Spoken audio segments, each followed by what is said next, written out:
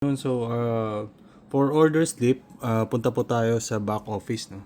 Sa back office, settings, general po muna. So, general, turn on po natin tong kitchen printers. Yan. So, kitchen printers, turn on natin, then save lang po, no? And then, once na save na po yan, refresh po natin.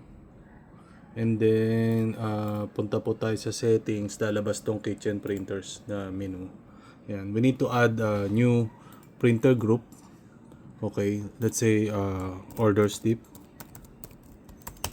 Okay, and then we need to check po kung ano yung gusto nyong lumabas na category. So ito yung mga existing categories natin. So pwede nyo pong i-check lahat kung isa lang naman.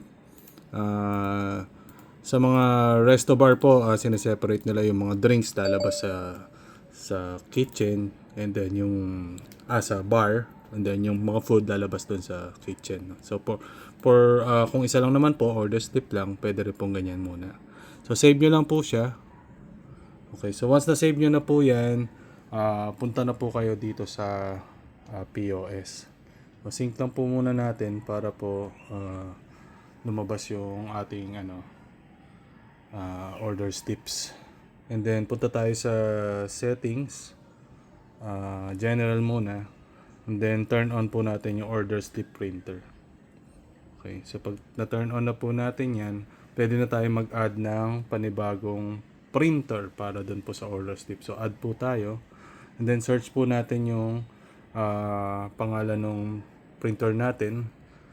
Sa inyo yata nag-start at ng parang C something, parang ganito. Pero ngayon kasi yung existing ko ay ito siya, printer. Ayan. And then yung paper width nyo po, I think kung 80, yung sa akin kasi 50 mm eh. So palitan nyo na lang po. Then lagyan nyo na lang ng name po ito, order slip or orders. Okay. And then turn on nyo po yung turn off yung print receipt, and then turn on nyo po yung print order slip. So turn on ko po, no. Ayan. So lalabas dito yung kinreate natin na printer group doon sa back office. Ayan po yun, order slip. Turn on po natin yan. Ayan. So pag naka-turn on na po yan, save nyo lang po. Okay. Ayan. So yan po. So pagka nag-punch tayo, dapat meron ng lalabas na separate.